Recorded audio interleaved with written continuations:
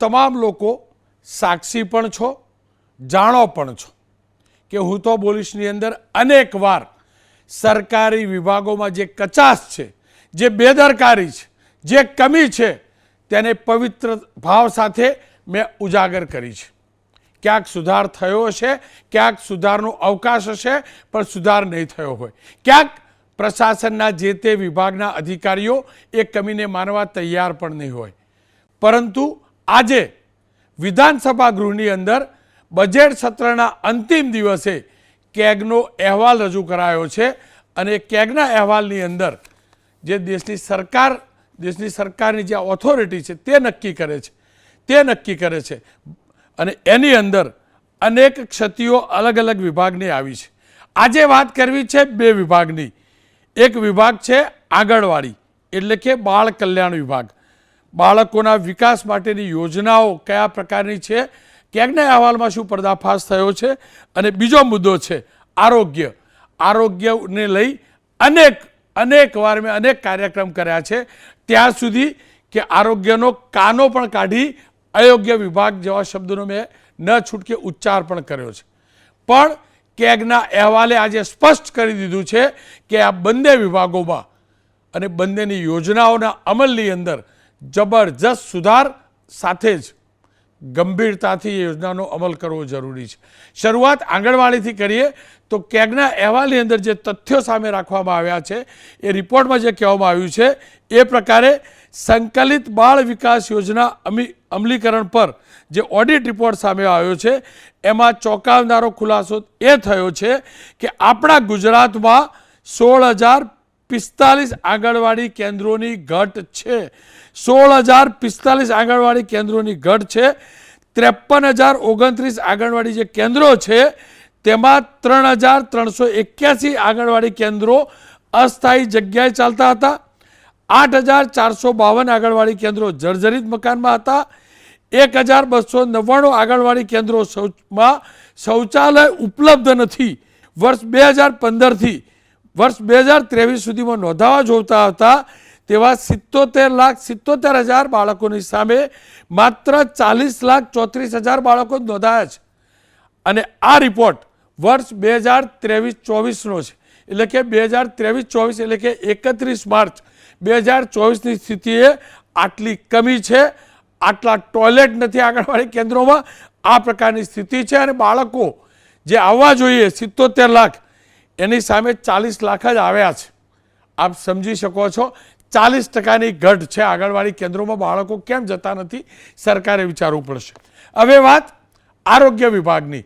આરોગ્ય વિભાગને લઈને જે આ રિપોર્ટની અંદર ચોંકાવનારો ખુલાસો થયો છે, જો કે ચોંકાવનારો અધિકૃત રીતે આ ખુલાસો છે, હું તો વર્ષોથી કહેતો રહ્યો છું, આપણે અનુભવતા પણ રહ્યા છીએ. અને તે પ્રકારે રાજ્યની જિલ્લા હોસ્પિટલોમાં વસ્તીને આધારે જે બેડની ફેસિલિટીઓ હોવી જોઈએ ને તેમાં પણ ઘટ છે. આણંદ જિલ્લાની હોસ્પિટલોમાં 456 બેડની જરૂરિયાત સામે 337 બેડની ઘટ છે 31 માર્ચ 2024 સુધીમાં. બોટાદ જિલ્લાની વાત કરી લઈએ તો અહીંયાની હોસ્પિટલોમાં 143 બેડની જરૂર છે, જેની સામે 43 બેડની ઘટ છે. છોટાઉદેપુર જિલ્લાની સરકારી હોસ્પિટલોમાં 235 બેડની જરૂરિયાત સામે 135 બેડની ઘટ છે. ગીર સોમનાથ જિલ્લાની હોસ્પિટલોમાં 265 બેડની સામે 115 બેડની ઘટ છે. મહેસાણા જિલ્લા કે આરોગ્ય મંત્રીનો જિલ્લો છે, ત્યાંની હોસ્પિટલોમાં 448 બેડની જરૂરિયાતની સામે 234 બેડની ઘટ છે હોસ્પિટલોમાં.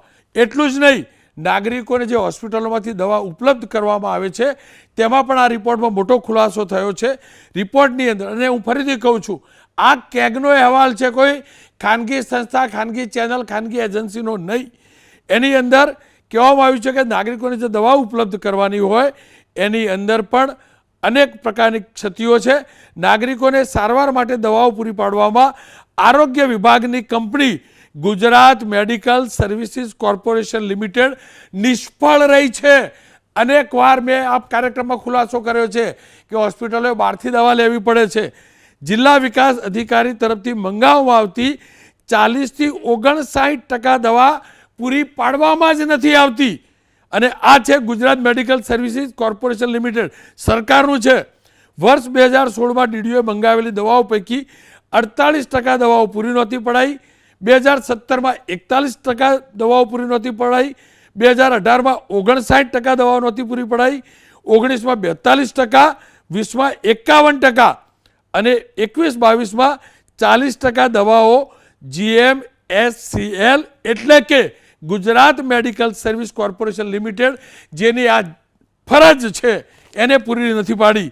સાથે જ કેગના રિપોર્ટમાં આરોગ્ય વિભાગની અંદર આ 2023-24નો છે, 31 માર્ચ 24 સુધીનો, અને આરોગ્ય વિભાગમાં કુલ 5,681 માનવ સંસાધનની ઘટ છે, એટલે કે સ્ટાફની ઘટ છે. ડૉક્ટરની 10,562 જગ્યાઓ સામે 2,419 ડૉક્ટરની ઘટ છે. નર્સિંગ સ્ટાફની 24,466 સામે 1,422ની ઘટ છે. પેરામેડિકલની 8,054 જગ્યાઓ છે, એ પૈકી 1,840ની ઘટ છે. કરોડો રૂપિયાની દવાઓની ખરીદી બાદ પણ ગુણવત્તા ચકાસવામાં આવી તો રિપોર્ટમાં કહેવાયું છે કે એમાં પણ અનેક પ્રકારની ક્ષતિઓ જોવા મળી છે. વર્ષ 2019માં અસંખ્ય દવાઓના નમૂનાઓનું વડોદરામાં આવેલી લેબોરેટરીમાં પરીક્ષણ થયું જ નથી. સુરતના ગોડાઉનમાંથી લવાયેલા દવાઓના નમૂનાઓ પૈકી 1485 નમૂનાઓનું પરીક્ષણ થયું જ નથી. વલસાડમાંથી 945, જામનગરમાંથી 916, અમરેલીમાંથી 873, નરોડામાંથી 795, રાજકોટમાંથી 447, પાટણમાંથી 371, દાહોદમાંથી 307 દવાઓના લેવાયેલા નમૂનાઓનું પરીક્ષણ વિભાગે કર્યું જ નથી.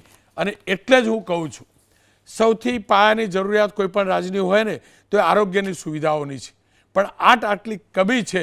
અને ફરીથી કેગના અહેવાલે પોલ તો ખોલી છે, પણ ફરીથી મારો વિનમ્ર પ્રયાસ છે આરોગ્ય વિભાગના એ અધિકારીઓ જે ક્યારે સરકારી હોસ્પિટલોની દવા લીધી નથી ને એમને મારા ગુજરાતના ગરીબ દર્દીનું દર્દ પહોંચાડવાનો પ્રયાસ કરી રહ્યો છું. ફરી એકવાર ડૉક્ટર અનિલભાઈ ભારતીય જનતા પક્ષના નેતા છે, ડૉક્ટર હેમાંગભાઈ વસાવડા કોંગ્રેસના નેતા છે, હેમલતાબેન કાર્યકારી અધ્યક્ષ છે આંગણવાડી કર્મચારી સંઘ.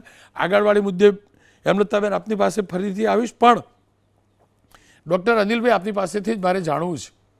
આ 23-24નો રિપોર્ટ છે, મારા ધ્યાનમાં નથી કે 24-25ની અંદર કોઈ ઝાઝો સુધારો થયો હોય. જો આપના ધ્યાનમાં હોય કે સરકારે સુધારો કર્યો છે તો આપે વાત મૂકી શકો છો. રોનકભાઈ, આપે આજે રજૂ થયેલો જે કેગનો અહેવાલ છે એનું આંકડાકીય રીતે વિસ્તૃત રજૂઆત કરી, અને એમાં ક્યાંક આંગણવાડીમાં કેટલાક વિષયોની ત્રુટિ છે, ક્યાંક હેલ્થ સર્વિસીસમાં કેટલાક વિષયના ક્યાંક ખૂટતી કડી બતાવી આપે. જો કેગનો જે રિપોર્ટ છે એ આમ જોવા જાવ તો એક પ્રકારનો ઓડિટ રિપોર્ટ છે, અને કેગના રિપોર્ટના આધારે જે જુદા જુદા સજેશન્સ હોય છે એમાં સરકારે ક્યાં ક્યાં એની કામગીરીમાં ત્રુટિ રહી ગઈ છે, ક્યાં ક્યાં સુધારા કરવાની જરૂર છે, આ બધી જ બાબતો કેગના રિપોર્ટમાં રજૂ થતી હોય છે. મૂળતઃ જે કેગનો રિપોર્ટ એટલે એક પ્રકારનો ઓડિટ રિપોર્ટ છે, જેમાં ફાઇનાન્શિયલ ઓડિટ બી હોય, એટલે કે આવક અને જાવકની પણ વાત હોય, રિસિપ્ટ અને એક્સપેન્સીસ પર્ટિક્યુલર વિભાગે શું કર્યા એની પણ વાત હોય છે. અને ક્યાંક જે સરકારના બનાવેલા લક્ષ્યાંકોમાં એ 100% લક્ષ્યાંક ક્યાં ક્યાં પૂર્ણ નથી થયા અને એમાં કયા કયા કારણો છે, આ સામાન્ય રીતે કેગમાં દર વર્ષે બતાવવામાં આવતું હોય છે. ભારતીય જનતા પાર્ટી અને એમની સરકાર ભૂપેન્દ્રભાઈની હોય કે ભૂતકાળમાં નરેન્દ્રભાઈની સરકાર હોય, એ કેગના રિપોર્ટને એક પ્રકારનો હોલી બુક રિપોર્ટ છે એ પ્રકારે એને ફોલો કરીને એની ઉપર કામ કરતી હોય છે. આ 2023-24નો રિપોર્ટ છે, એમાં કેટલાક 2022-23 મેં જોયા આંકડા બી 2022-23ના છે, કેટલાક 21ના પણ આંકડા છે. પણ કુલ મળીને સરકારે પોષણથી પ્રસૂતિ સુધી, એટલે કે આંગણવાડીમાં જે મહિલાઓ છે, પ્રેગ્નન્ટ મહિલાઓ, આ બધા જ સ્ટેજમાં જુદા જુદા તબક્કે સરકારે એના વેલફેર માટેની યોજનાઓ બનાવી છે. હું આ આંકડા બધા જે બતાવ્યા છે આપે એ વાતનો સ્વીકાર કરું જ છું કે હજુ એમાં ઘણા બધા સુધારાને અવકાશ છે અને કેગ પોતે આ પ્રકારના સજેશન આપતી જ હોય છે. પરંતુ આપણે જે મેડિકલ પર્સન્સ ડૉક્ટરોની વાત કરી તો આજે 10,000 કરતાં વધારે જગ્યાઓમાં ડૉક્ટરોની કદાચ ત્રુટિ છે તો એ 1,400 જેટલી જ છે. અને એનું કારણ છે કે ભૂતકાળમાં આપણે ગુજરાતમાં મેડિકલ સીટોની સંખ્યા ઓછી હતી. એ જ રીતે સ્પેશિયાલિસ્ટની સીટોની સંખ્યા પણ ખૂબ ઓછી હતી. હું જ્યારે ભણતો હતો ત્યારે તો 25% પણ MD MS ની સીટો નથી. ક્રમશઃ 95 પછી આમાં ઘણા બધા સુધારા થયા છે. આજે યુજીની પણ મેડિકલ સીટો 7200 કરતાં પણ વધી છે. બીજી 450 સીટો આ ચાલુ વર્ષે વધે એ પ્રકારની શક્યતા છે. એ જ રીતે પીજીની પણ 50% સીટો રોનકભાઈ.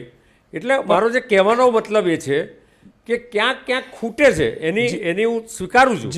પરંતુ સરકારે એના માટે જ્યુડિશિયસ પ્રયત્નો કર્યા છે.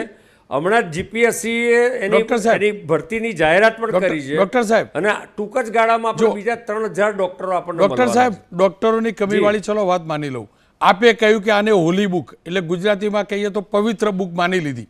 અને જો આ સરકારે પવિત્રતાથી એનું પાલન કર્યું હોત ને સાહેબ તો આ રિપોર્ટમાં સ્પષ્ટ લખેલું છે, આજનો રિપોર્ટ નહીં, એટલે આજે જે રિપોર્ટ છે એમાં સ્પષ્ટ લખેલું છે 2016માં અલગ અલગ જિલ્લાના જે DDOએ દવાઓ મંગાવી હતી એમાં 48% નહોતી પૂરી પડાઈ, 17માં 41% નહીં, 18માં 59% નહીં, 19માં 42% નહીં, 20માં 51% નહીં, 22માં 40% નહીં. એનો મતલબ એ વર્ષોમાં તો રિપોર્ટ આવતો રહ્યો, પણ આ જે ગુજરાત મેડિકલ સર્વિસીસ કોર્પોરેશન છે એને આને બુકને ઓલી કે સુજાવાળી બુક માની નહીં. રોનકભાઈ, આપને પ્રશ્ન થાય એ સ્વાભાવિક છે, પરંતુ જે આખી આ દવાઓ સપ્લાય કરવાની જે સિસ્ટમ ગોઠવેલી છે એમાં કેટલીક શિડ્યુલ દવાઓ, કેટલીક ઇમરજન્સી દવાઓ, એટલે ઇમરજન્સી દવાઓની જ્યારે ઘટ પડે છે અને ઇમરજન્સીમાં તાત્કાલિક જ્યારે મેડિકલ કોર્પોરેશન પાસેથી મગાવે છે દવાઓ તો સ્વાભાવિક છે કે ઇમરજન્સી ડ્રગ ના હોય એટલે સ્થાનિક હોસ્પિટલો CSC, PSC અને હોસ્પિટલોમાં એ ખરીદવામાં આવતી છે. આખું એનું એક નેટવર્ક હોય છે અને એમાં ડિમાન્ડ સપ્લાય એને જેને ઇન્ડેન કહીએ છીએ, એટલે કેટલી દવાઓ વપરાય, કેટલી બીજી જરૂરિયાત છે. સરકાર જો આરોગ્યની બાબતમાં એના બજેટમાં કોઈપણ પ્રકારનો કાપ મૂકતી નથી, નંબર 1. નંબર 2, ગુજરાતનો ગરીબમાં ગરીબ દર્દીને સારામાં સારી આરોગ્ય સારવાર અને દવાઓ પણ પ્રાપ્ત થાય એ પ્રકારની સગવડો આરોગ્ય મંત્રી અને ભૂપેન્દ્રભાઈની સરકારે ઊભી કરી છે. હા, જો ઘણું ખૂટે છે, હું ના નથી પાડતો, તો જે ખૂટે છે આ કેગના રિપોર્ટના આધારે વિભાગ જે છે આરોગ્ય વિભાગ અધિકારીઓ એનું એનાલિસિસ કરીને એ આવનારા સમયમાં પૂર્ણ કરશે. અને આ છેલ્લા 4-5 વર્ષના જુદા જુદા અહેવાલના આધારે કેટલાક CSC સ્ટ્રેન્થન કર્યા છે, કેટલાક PSC સ્ટ્રેન્થન કર્યા છે, OTની સંખ્યા પણ વધારી છે. કુલ મળીને આરોગ્યની જરૂરિયાત ક્રમશઃ વધતી જ જવાની છે. જે પ્રકારે વસ્તીની સાથે સાથે ખાનપીનની સિસ્ટમો બદલાઈ છે તો આરોગ્યના પ્રશ્નો તો સતત ઊભા જ રહેવાના છે. પરંતુ એટલું ચોક્કસ ખાતરી આપીશ રોનકભાઈ, હું આપની વાત સાથે સંમત છું, પણ એટલી ખાતરી આપીશ કે આ સરકાર સામાજિક ક્ષેત્રના આરોગ્યના વિષયો હોય કે સોશિયલ ઇન્ફ્રાસ્ટ્રક્ચરના કોઈ પણ વિષયો હોય એના માટે ગંભીરતાથી કામ કરી રહી છે અને જ્યાં જ્યાં ખૂટતું હશે પૂર્ણ કરશે. જો CSG નો રિપોર્ટ આ સરકાર એવી છે કે ટેબલ કરે છે. તમે જો હમણાં દિલ્હીમાં જે સરકાર ગઈ એ સરકારે સરકાર ગઈ તોય પણ CSG નો રિપોર્ટ ના કર્યો. ડોક્ટર સાહેબ, આપણો પણ અનેક સરકારો 5-5, 10-10 વર્ષ સુધી ડોક્ટર સાહેબ સમયનો અભાવ છે એટલે રોકું છું, પણ આપણે પણ તો આપણી સરકાર બહુ શાર્પ છે, જાણી જોઈને બજેટ સત્રના છેલ્લા દિવસે કરે છે એટલે જાજી ચર્ચા ના થાય, આપણે તો હકીકત છે.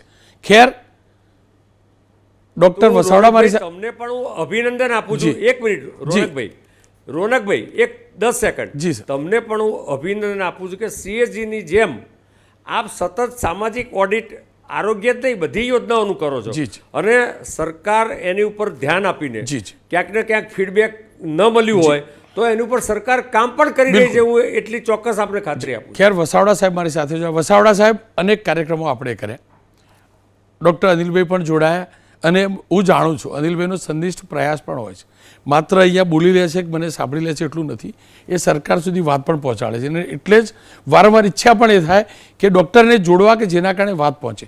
આપનું આકલન શું છે? આપે હું જે પહેલો જ મુદ્દો લેવાનો હતો એ આપે લઈ લીધો કે જો હોલી બુક છે એને તમે સિરિયસલી ફોલો કરો છો તો બજેટ સત્રના છેલ્લે જ દિવસે કેગ રિપોર્ટ ટેબલ્ડ કેમ થાય છે? આ પહેલી વાત આવી. અનિલભાઈ હોલી બુક કહેતા હોય તો છેલ્લે દિવસે આવે છે. બીજું, કેગે જે અવલોકનો કર્યા છે, ઘણા બધા અવલોકનો કર્યા છે, એ માત્ર આ 2023-24 પૂરતા નથી. એમણે 2016થી કમ્પેરિઝન કરી છે. એટલે અનિલભાઈ જે સ્વીકારી ત્રુટિ મને બહુ આનંદ થયો, પણ પછી હવે સરખું થઈ જશે, આમ થઈ જશે. 9 વર્ષ થયા.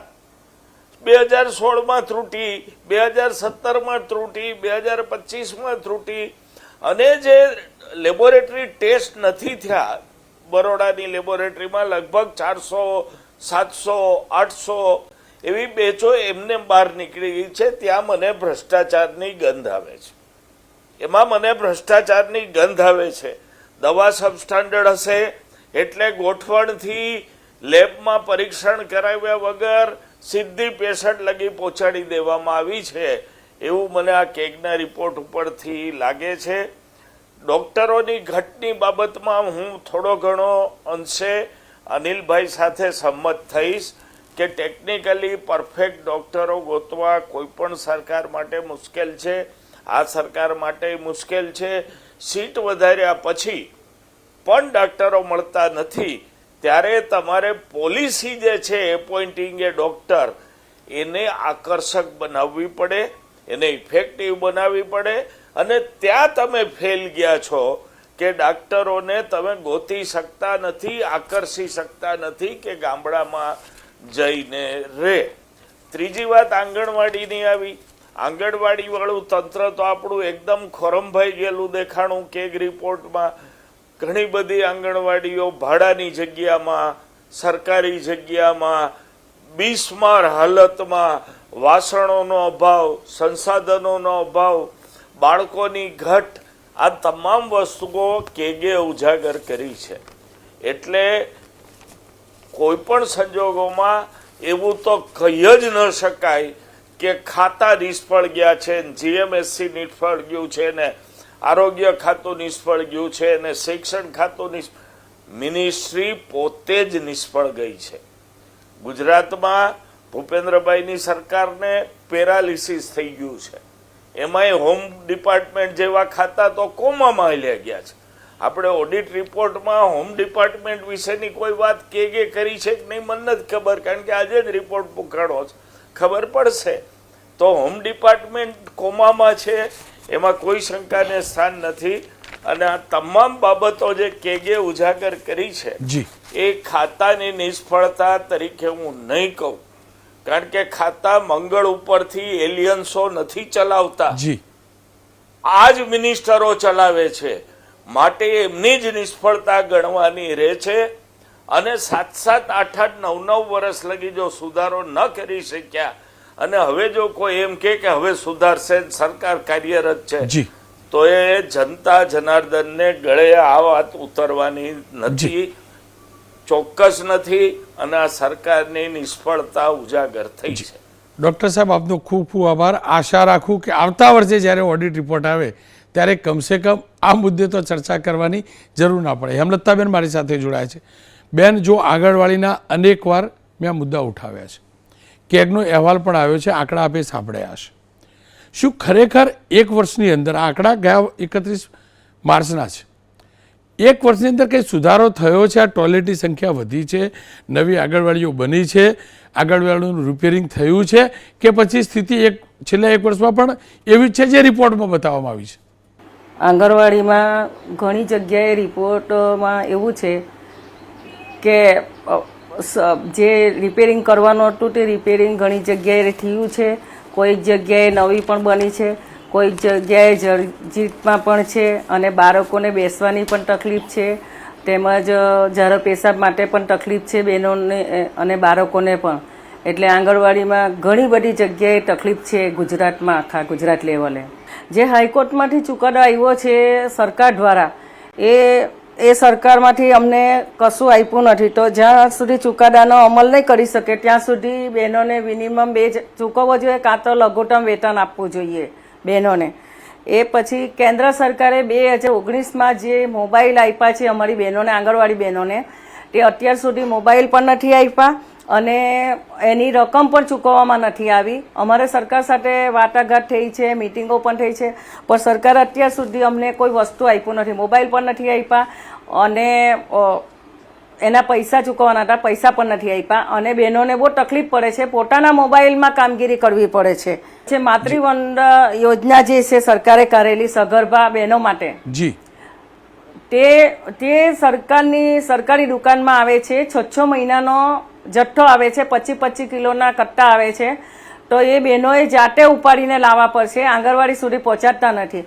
તો એનું કોઈ ભરથું અમને સરકાર ચૂકવતી નથી. ખરેખર એ ચૂકવવું જોઈએ આંગણવાડી બહેનોનું. ચોથો પ્રશ્ન અમારો એ છે કે જે બહેનો આંગણવાડી બહેનોની ગ્રેજ્યુટી મળવા પાત્ર છે, તો ઘણી જગ્યાએ ચૂકવાય છે, ઘણી જગ્યાએ ચૂકવતા નથી. તો ખરેખર એ જે જિલ્લામાં ચૂકવવાની બાકી છે તે ખરેખર ચૂકવવું જોઈએ. ત્યાંના સીડીપીઓ અને પ્રોગ્રામ ઓફિસરને આ વસ્તુ ચૂકવવી જોઈએ. આજે કેટલા વખત થયા બહેનોને ચૂકવવાનું હોય તે નથી ચૂકવતા. બેન આપને રોકીશ હવે, સમયનો અભાવ છે એટલે. ખેર, સવાલ એ છે કે કેગના રિપોર્ટની અંદર આંગણવાડીની વાત પણ છે, આંગણવાડીની કમી છે, આંગણવાડીઓ ક્ષતિગ્રસ્ત છે, આંગણવાડીઓ ભાડામાં ચાલે છે. ભાડામાં ચાલે છે એકવાર માની પણ લઈએ, પણ આંગણવાડીઓમાં ટોયલેટ બાથરૂમ સુદ્ધા નથી. અને આવી મોટી સંખ્યામાં આંગણવાડી હોય તો આ અતિશય ખરાબ છે. રહી વાત દવાઓની, તો દવાઓનું ટેસ્ટિંગ થવું જ જોઈએ. રહી વાત ડૉક્ટરોની, તો બની શકે કે એમાં થોડી ઘણી કમી હોઈ શકે ને બધા ડૉક્ટરો કહે છે. પણ સવાલ એ છે કે દવાઓનો પૂરતો જથ્થો ન હોય, આવું તો કેવી રીતે હોઈ શકે? ક્યાંક એવું તો નથી ને કે ખાનગી મેડિકલ સ્ટોરમાંથી તમે દવાઓ લો એના કારણે ત્યાં પૂરતો જથ્થો નથી અપાતો? આવા અનેકવાર સમાચારો આવ્યા છે, મેં પ્રસારિત કર્યા છે કે દવાનો જથ્થો અહીંયા ખૂટી પડ્યો, અહીંયા ખૂટી પડ્યો, અહીંયા ખૂટી પડ્યો. ભલે કોંગ્રેસના તરફથી ડૉક્ટરનું જે સ્ટેન્ડ હતું એમ હોઈ શકે કે મંત્રી જવાબદાર, પણ સવાલ એ પણ તો છે અધિકારીઓ શેના માટે છે? અધિકારીઓએ આ રિપોર્ટનો અભ્યાસ કરવો જોઈએ. મંત્રી બધે ન હોઈ શકે, અધિકારીઓની જવાબદારી છે. મંત્રી જવાબ લેવા માટે જવાબદાર છે, પણ એ પ્રોસેસ કરવા માટે અધિકારીઓ જવાબદાર છે. આરોગ્ય વિભાગના અધિકારીઓને ફરી એકવાર કહું છું, મારા રિપોર્ટને ના માનશો, મારી ચેનલ ના જોશો, મારો કાર્યક્રમ ના જોશો, પણ કમસે કમ કેગના અહેવાલને તો કન્સિડર કરો. 16-17 થી તમે નથી કરતા. દવાઓનો જથ્થો ઓછો 40 થી 50% સુધીનો. અમારા ગુજરાતની આ સ્થિતિ ન હોઈ શકે. આ ગુજરાત છે, આ સમૃદ્ધ ગુજરાત છે, અને મારું સમૃદ્ધ ગુજરાત સ્વસ્થ હોવું જ જોઈએ. અને સ્વસ્થ રાખવાની જવાબદારી સ્વાસ્થ્ય વિભાગ એટલે કે આરોગ્ય વિભાગની છે. મહેરબાની કરીને અયોગ્યની ઉપર કાનો મૂકી શકીએ ને અમે ગુજરાતી અને આરોગ્ય વિભાગ કહીએ ને, એવી સ્થિતિ બનાવો. એકવાર કેગનો રિપોર્ટ ના આ તમામ અધિકારીઓ અભ્યાસ કરે. હજી તો આ 2 વિભાગની પોલ ખુલી છે. કેગના અહેવાલની અંદર અલગ અલગ વિભાગોના રિપોર્ટ પણ છે. તેનો પણ સમય આવે હું પર્દાફાશ કરતો રહીશ.